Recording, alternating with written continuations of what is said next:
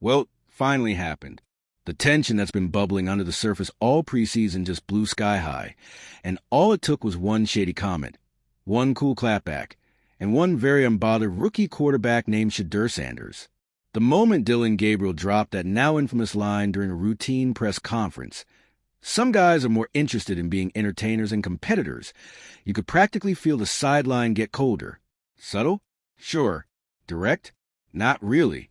But in the NFL, you don't need to name names when everyone already knows who you're talking about. If you're into the real story and all the messy twists they don't show on highlight reels, go ahead and subscribe.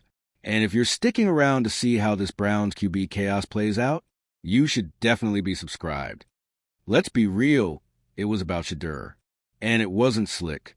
Dillon Gabriel, another rookie in the Cleveland Browns' chaotic quarterback carousel, had been battling for that elusive QB2 role.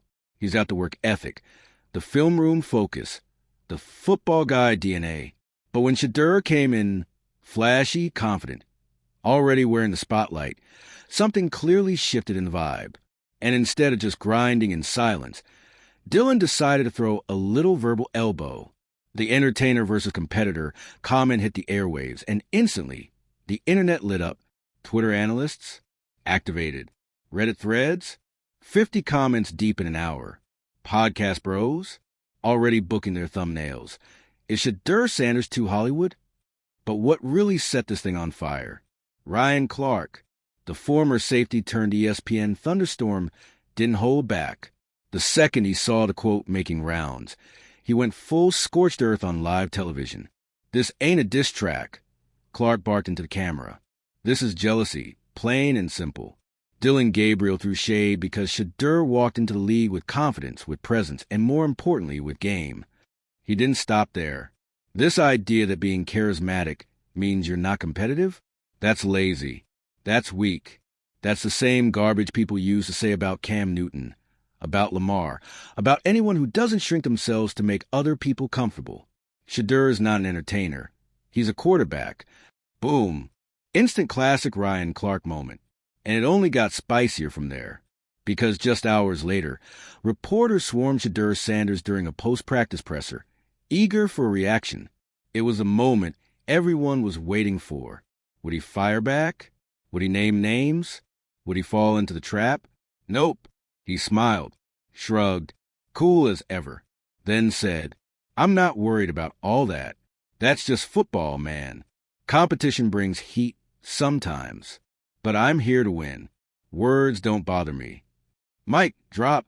No theatrics. No cheap shots. Just an unbothered quarterback choosing grace over pettiness.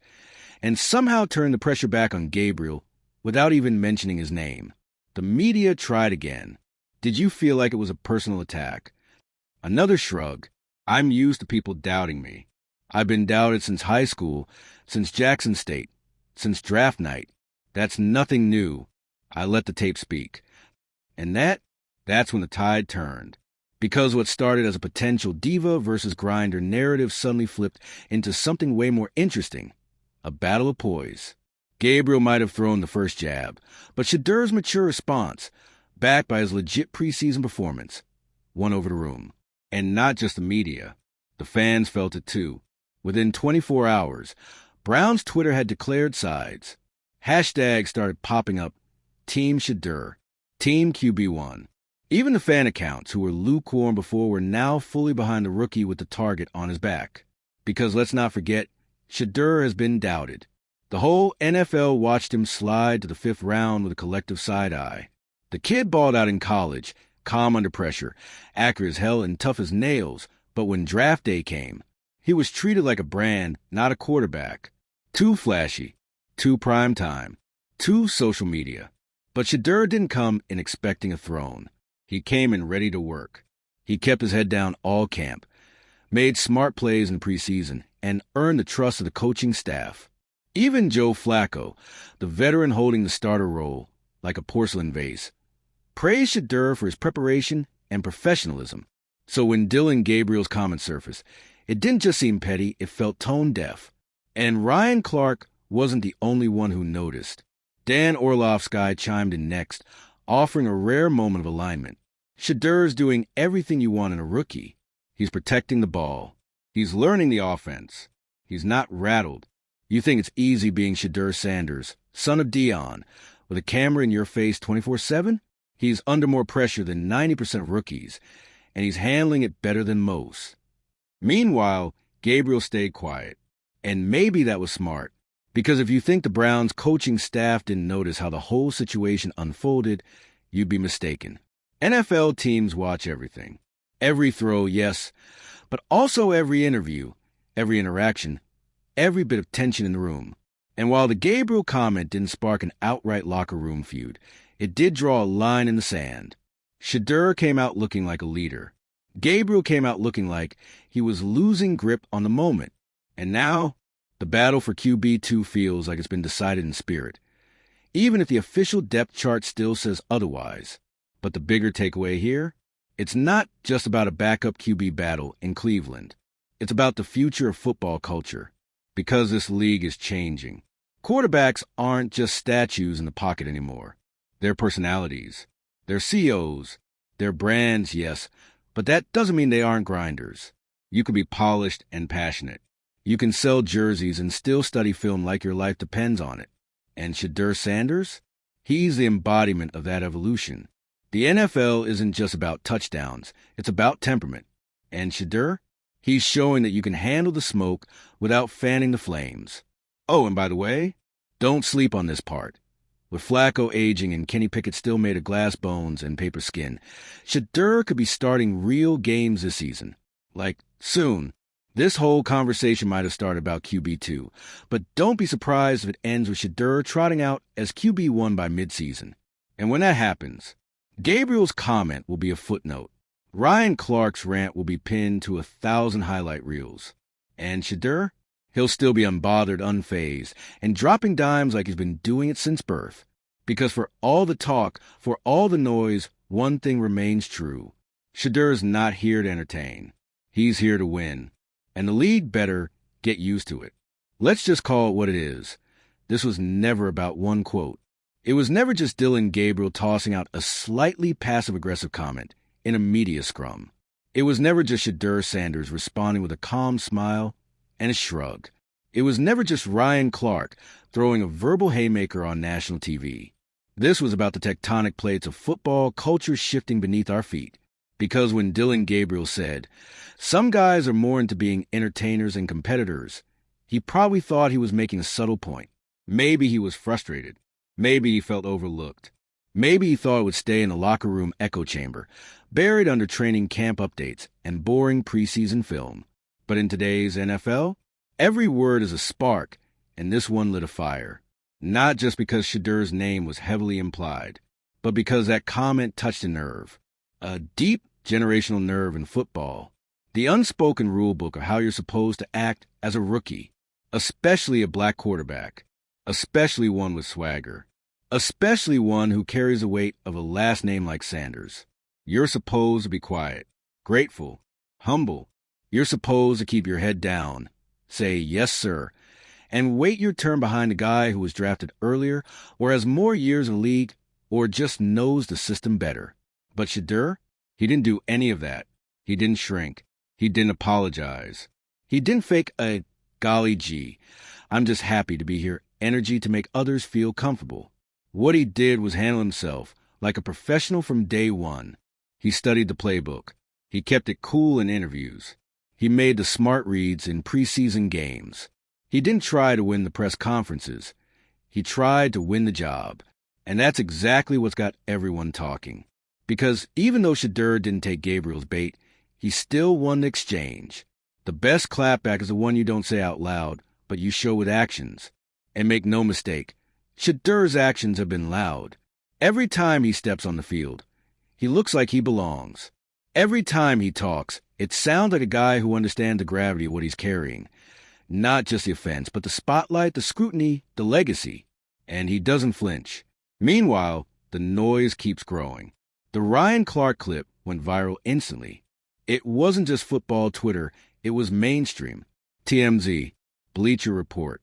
Even music blogs started picking it up because the moment had transcended sports. It had become something else. A story about respect. Not just earning it, but being denied it, even after you've earned it 100 times over. That's why Ryan Clark popped off. That's why fans are rallying around Shedeur, because they've seen this pattern before. A young, confident, talented quarterback shows up with his own identity, his own voice, and suddenly people start whispering. He's too flashy, too confident. Maybe he's not really about football. Sound familiar? They said it about Cam, about Lamar, about Kyler, about Jalen Hurts before the MVP votes. And now they're trying it with Shedeur. But this time, people are ready. The public has watched enough of these stories play out. They've seen the double standard in real time. And they've had enough. That's why Shedeur's handling of this whole thing didn't just help his case. It defined it. He didn't get emotional. He didn't throw a tantrum. He didn't even push back hard. He let the grown-ups argue on TV and kept preparing like his next rep could change everything. Because it could. Let's not forget where this team actually is right now. Joe Flacco, legend, yes, but also aging like expired milk, is a projected starter, and the Browns are holding their breath every time he jogs across the field. Kenny Pickett's dealing with his own injury saga, and Dillon Gabriel is now wearing the face of the jealous teammate label, whether fair or not. So who's left? Shedeur, poised, patient, ready. And here's where the drama really kicks in. He might get his shot way sooner than expected. Week 3? Could happen. Mid-season? Very possible. The Browns' quarterback depth chart isn't a fortress. It's a sandcastle. One bad game, one ugly pick, and the pressure to start Shedeur goes nuclear. And if that moment comes, it's going to be poetic. Imagine the setup. National broadcast. Browns-Bengals. The Battle of Ohio. Flacco's pulled after a rough first half. The cameras pan to Shedeur. He's warming up. He jogs out with the same calm he had in that press conference, where he deflected drama like it was a mosquito. And then he starts dicing defenses. Throws a sideline bomb on 3rd and long. Hits the tight end in stride on a slant. Spins out of pressure like it's 7 on 7. Leads a game-winning drive. Cut to Dillon Gabriel on the sideline, helmet off, silent. Cut to Ryan Clark, somewhere in the studio, nodding like a prophet who called it from day one. Because this isn't just a quarterback controversy. It's a changing of the guard. It's the Browns being forced to admit that the guy they thought was a backup might be the answer. And that makes the media spin even funnier. All preseason, analysts dance around Shedeur's name. They didn't want to say he looked better than expected. They didn't want to admit he was outperforming his draft slot, because then they'd have to admit they were wrong. Now, they're scrambling to realign the narrative. Shedeur's confidence is impressive. Shedeur is maturing fast. Shedeur is really handling the pressure well. No kidding. It's almost like he was never the problem. It was a system not built to recognize him in the first place. But now, he's impossible to ignore. The fans see it. The locker room sees it. The veterans see it. Even Jameis Winston, who's become a sort of QB whisperer / morale guru in this era, dropped a hilarious, heartfelt quote after watching Shedeur play. That boy got ice in his veins and receipts in his bag. Translation? Shedeur is here to prove a point. Not to haters. Not to Dillon. But to the league. To the ones who thought the Sanders name was just a show. Because Shedeur doesn't want to be known as the guy with the viral quote, or the flashy drip, or the famous dad. He wants to be the guy who walks into a quarterback room full of doubts and walks out as the guy who made everyone shut up and watch. So what's next? Honestly, chaos, drama, rivalry, great football. The Shedeur versus Dillon saga will probably keep simmering. The media will keep digging. The fans will keep choosing sides. But beneath all the noise, one thing is absolutely certain.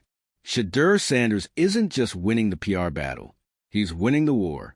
And the war is far from over. Let's not pretend this was just another rookie rivalry story. No, this wasn't Shedeur Sanders versus Dillon Gabriel. This was a cultural reset, a vibe shift, a warning shot to the old guard. Because what we saw unfold on the field, in the media, and across locker rooms was bigger than football. It was about how the NFL handles the new generation of quarterbacks. The ones who don't just know the playbook, but know their worth.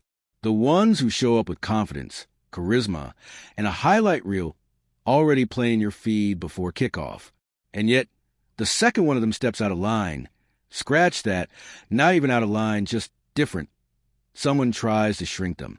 That's what Dillon Gabriel's comment represented, whether he meant it that way or not. And Shedeur, he didn't shrink. He didn't duck the smoke. He didn't retaliate with pettiness. He didn't sit in the locker room fuming. He stepped up, spoke like a pro, and most importantly, he kept playing like one. Let's not gloss over that part. Shedeur didn't just survive the drama. He thrived under it. You'd think a public moment like this would rattle a rookie, especially one being thrown into the blender of NFL media hype, teammate tension, and national takes from the likes of Ryan Clark, Shannon Sharp, and half of Twitter's burner accounts. But nope. Ice cold. Smooth mechanics. No forced throws. A touchdown pass that looked more like muscle memory than improvisation. Pre-snap reads like he's been doing this for 6 years, not 6 weeks. Every move he made on that field was calculated, deliberate, like a guy who knew exactly what the headlines would be the next morning and was already 3 steps ahead. Entertainer? Nah, that's a leader. And guess what? The locker room saw it, loud and clear. This wasn't just a media war. It was a chemistry test.